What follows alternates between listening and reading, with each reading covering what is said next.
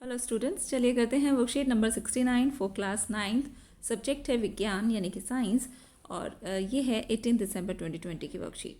तो चलिए करते हैं स्टार्ट। चैप्टर है कार्य तथा ऊर्जा और टॉपिक चलेगा आज ऊर्जा संरक्षण का नियम, जो कि बहुत ज़्यादा इंपॉर्टेंट है। आपके क्यूरियोसिटी वाले जो बहुत सारे क्वेश्चंस हैं वो इस नियम को पढ़ने के बाद शांत हो जाएंगे, तो आपको उनके आंसर्स भी मिल जाएंगे। तो चलिए इस करते हैं स्टार्ट। तो ज्ञान ने पूछा है, जिज्ञासा दीदी, हम जानते हैं कि ऊर्जा एक रूप से दूसरे रूप में बदल सकती है, लेकिन निकाय की कुल ऊर्जा का क्या होता है? तो दीदी ने उसको आंसर किया, ज्ञान, जब भी ऊर्जा एक रूप से दूसरे रूप में रूपांतरित होती है तो उस निकाय की कुल ऊर्जा अपरिवर्तित रहती है। ठीक है, वो बदलती नहीं है। ऐसा ऊर्जा संरक्षण का नियम कहता है। ऊर्जा संरक्षण का नियम आपको समझना बहुत ज़रूरी है। तो क्या कहता है ऊर्जा संरक्षण का नियम? इस नियम के अनुसार ऊर्जा को न तो बनाया जा सकता है और न ही नष्ट किया जा सकता है। इसका केवल एक रूप दूसरे रूप में रूपांतरण हो सकता है। तो सिर्फ इसका रूप बदलता है, ना तो हम ऊर्जा को बना सकते हैं, क्रिएट कर सकते हैं, और ना ही उसको हम डिस्ट्रॉय या नष्ट कर सकते हैं। ऊर्जा संरक्षण का नियम सभी स्थितियों और सभी प्रकार के परिवर्तनों के लिए मान्य है। हर स्थिति में इसको मान्य ही समझा जाता है। ठीक है, ऊर्जा संरक्षण का नियम कहीं पर भी ऐसा नहीं होता कि इसको फॉलो नहीं करना, ये हर जगह ही फॉलो होगा।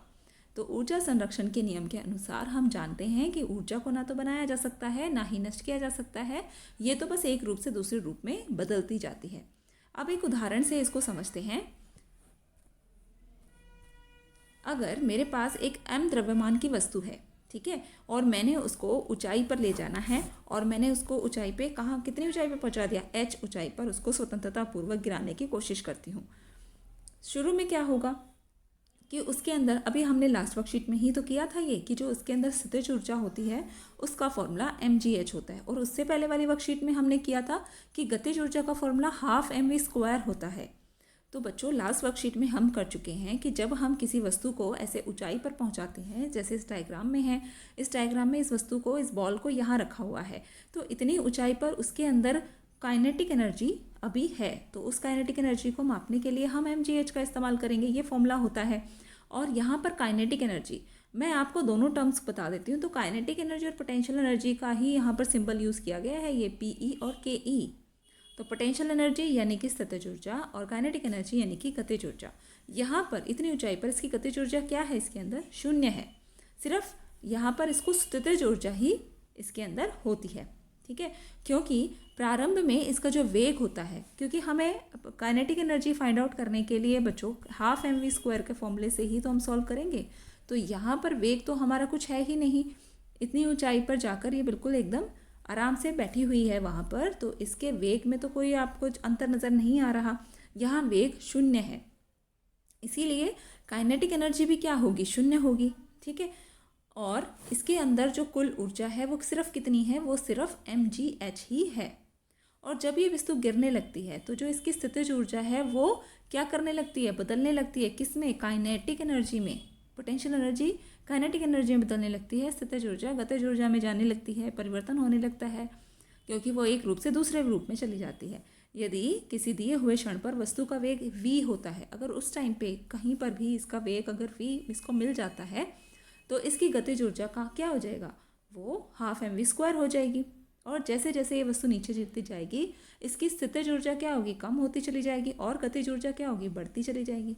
ठीक है, जैसे जैसे वो नीचे गिरेगी वो वेग पकड़ेगी, है ना, उसकी स्पीड आएगी, और इस वेग के अनुसार ही इसके अंदर काइनेटिक एनर्जी बढ़ती चली जाएगी।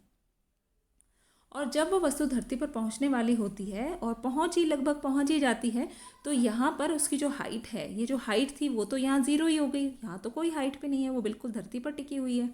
तो इस अवस्था में वस्तु का जो अंतिम वेग होगा, अंतिम वेग जो होगा वो अधिकतम हो जाएगा।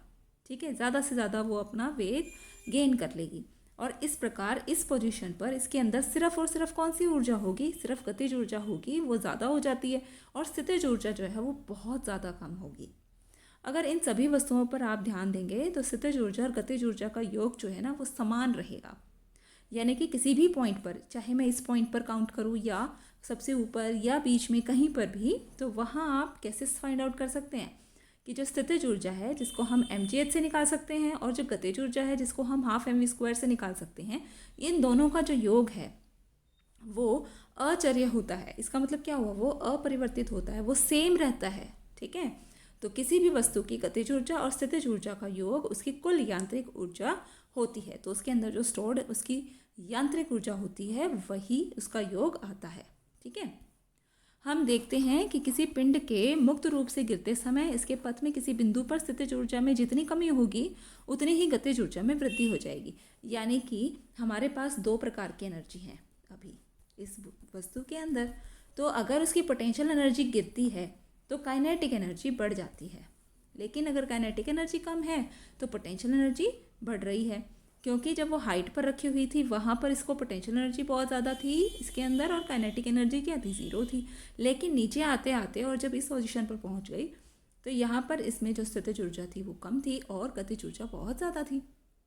ठीक है, अब आगे बढ़ेंगे तो हमें क्वेश्चंस मिलेंगे और क्वेश्चंस में सबसे पहला क्वेश्चन है ऊर्जा संरक्षण का नियम लिखें। तो ऊर्जा संरक्षण का नियम हम यहाँ से लिखेंगे कि ऊर्जा को ना तो बनाया जा सकता है, इस नियम के अनुसार आप ये भी लिख देना, और ना ही नष्ट किया जा सकता है। यहाँ तक हम इसको लिख लेंगे। ठीक है बच्चों, ये क्वेश्चन नंबर 1 का आंसर होगा, यहाँ से लेकर यहाँ तक। क्वेश्चन नंबर 2 क्या कहता है, एक गतिशील गोलक कुछ समय पश्चात विराम अवस्था में क्यों आ जाता है, अंततः इसकी ऊर्जा का क्या होता है, क्या यह ऊर्जा संरक्षण नियम का उल्लंघन है। तो इसमें देखिए बेटा, ये गोलक क्या होता है। गोलक की बात करें हम तो एक स्टैंड है हमारे पास, और इसमें मैंने कील या किसी और चीज़ से मैंने यहाँ पर एक टांगने के लिए एक वस्तु को यहाँ लगा दिया है, और इसमें धागे से मैंने एक गोलक को टांग दिया है। ठीक है, अब मैंने इस गोलक को उठाकर थोड़ा सा अपनी तरफ खींचा और मैंने इसकी पोजीशन जो है ना वो ये वाली बना दी। मैंने इसको डॉटेड किया है क्योंकि इसकी असली पोजीशन यहाँ है, और मैंने इसको डॉटेड करके जो दिखाया है वो मैंने अभी खींच के किया है। तो यहाँ से मैंने इसको छोड़ दिया। ये गोलक क्या करता है, ये गोलक वापस आता है और इधर आके इतनी दूरी पर जाके रुक जाता है। धीरे धीरे फिर वो ऐसे ही जाता है और इसका जो चक्कर है वो छोटा हो जाता है। आपने ये पढ़ा हुआ है अपनी क्लासेस में पहले भी और इस क्लास में भी पढ़ा हुआ है। धीरे धीरे वो नीचे ही यहाँ अपनी पोजीशन में रुक जाता है। ठीक है, तो ये इमेजिनेशन है, आप इसको अगर करके भी देखेंगे तो कोई मुश्किल बात नहीं है। इसमें गोलक इसी प्रकार आके बीच में ही रुक जाता है। ऐसा क्यों होता है, तो इसकी क्या ऊर्जा ख़त्म हो गई। तो बेटा इसमें क्या होता है कि जो इसकी ऊर्जा है वो कम हो रही है और वो दूसरी ऊर्जा का रूप ले रही है। यहाँ पर इसमें ऊर्जा जो लगी किस वजह से लगी, इसकी ऊर्जा कहाँ ख़त्म हुई, क्योंकि हवा जो चल रही है, हवा जो हमारे एनवायरनमेंट में भी है उसकी वजह से इसको फ्रिक्शन महसूस होता है, घर्षण महसूस होता है। घर्षण की वजह से इसकी स्पीड कम होती है और ये डिस्टेंस भी कम होता चला जाता है, छोटा हो जाता है इसका चक्कर। और वो जो ऊर्जा थी इसके अंदर वो ऊर्जा ऊष्मीय ऊर्जा में बदलना शुरू कर देती है। तो इसका आंसर इस प्रकार लिखें, गोलक की ऊर्जा लगातार घर्षण के विरुद्ध कार्य करने में प्रयोग होती है। खर्च की गई ऊर्जा ऊष्मा में बदल जाती है, लेकिन यह ऊर्जा के संरक्षण के नियम का उल्लंघन बिल्कुल भी नहीं होता, क्योंकि ऊर्जा में लगातार कमी होने के कारण गोलक की गति समय के साथ धीरे धीरे हो जाती है और अंत में वो विराम अवस्था में आ जाता है। ठीक है, अगला प्रश्न देखें। अगले प्रश्न में देखिए क्वेश्चन नंबर 3 कि 20 किलोग्राम का कोई पिंड है, 4 मीटर की ऊंचाई पर उसको मुक्त रूप से गिराया जाता है। निम्न सारणी के अनुसार प्रत्येक स्थिति में स्थितिज ऊर्जा गतिज ऊर्जा की गणना करनी है और इस सारणी को भरना है। तो यहाँ पे आपको मास दिया हुआ है 20 किलोग्राम और हाइट भी दे रखी है, कितनी ऊंचाई तक उसको उठाया, 4 मीटर तक उठाया, और फिर इसमें जी की वैल्यू तो आपको पता ही है, याद भी कर लीजिए, तो वो 10 मीटर पर सेकेंड स्क्वायर दे रखी है। ठीक है, अब इन चीज़ों के साथ हम क्या निकाल सकते हैं, इसकी पोटेंशियल एनर्जी भी निकाल सकते हैं। तो ये हो गया mgh। अब काइनेटिक एनर्जी को फाइंड आउट करने के लिए हमें वेग की ज़रूरत थी, लेकिन इस टेबल को भरने के लिए हमें वेग की ज़रूरत नहीं पड़ेगी, बल्कि हम इसको आराम से वैसे ही सॉल्व कर पाएंगे। तो चलिए देखते हैं कैसे करना है इसे। पहला एक एग्जाम्पल आपको करके दिया हुआ है कि जब वस्तु 4 मीटर की ऊंचाई पर थी, तो अगर हम इस फॉर्मूले में रखकर इसकी वैल्यू को फाइंड आउट करेंगे तो m की जगह आ जाएगा 20, क्योंकि इसका 20 किलोग्राम वेट है, मास है उसका, और g क्या होगा, g की वैल्यू 10 दी हुई है और h जो है वो 4 मीटर है।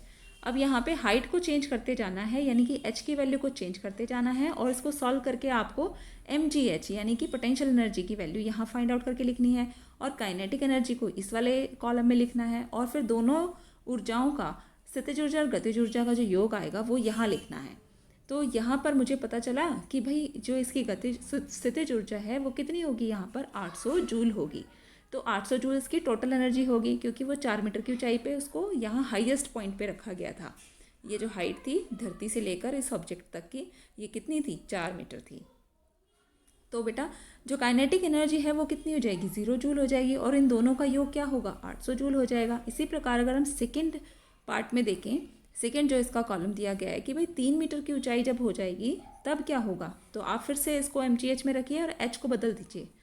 तो ये तो रहेगा 20, ये 10 ही रहेगा, बस h की जगह हमें 3 कर देना है, तो ये कितना आ जाएगा हमारा 600 आ जाएगा। और हमारी जो गतिज ऊर्जा है वो कितनी हो जाएगी, क्योंकि हमें पता है कि हमारी टोटल ऊर्जा 800 ही रहेगी, वो बदलेगी नहीं, तो हम 800 से 600 माइनस करके भी 20 जो है काइनेटिक एनर्जी को सॉल्व कर सकते हैं।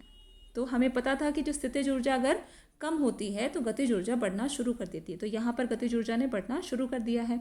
इसी प्रकार हम पूरी टेबल को भर लेंगे।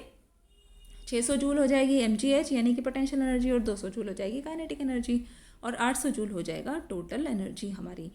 इसी प्रकार जो दूसरा है यानी कि 2 मीटर की ऊंचाई पर जब हम आते हैं तो 400 जूल होगी इसकी स्थितिज ऊर्जा, और इसी प्रकार इसकी जो गतिज ऊर्जा है वो भी 400 जूल होगी, क्योंकि हमें पता है कि कुल ऊर्जा 800 जूल ही रहनी है। और अगर 1 मीटर की ऊंचाई पर होगा तो 200 जूल इसकी स्थितिज ऊर्जा, और काइनेटिक एनर्जी इसकी 600 जूल, और टोटल 800 जूल रहेगी। लेकिन धरती से जब ठीक ऊपर होते हैं तो बताइए स्थितिज ऊर्जा कितनी होगी वहाँ पर, वहाँ होगी 0, क्योंकि काइनेटिक एनर्जी कितनी हो जाएगी वहाँ, टोटल 800 और 800 जूल की हो जाएगी। तो बेटा ये आपकी वर्कशीट थी आज की, यहीं तक है। 3 ही क्वेश्चंस दिए गए थे। आई होप आपको समझ आए होंगे कॉन्सेप्ट हैं, तो ज़रूर आप इसे अपने दोस्तों के साथ शेयर करें। तो thanks for watching this video. Channel को सब्सक्राइब कर लें और बेल आइकन को भी प्रेस करें। Thanks for watching.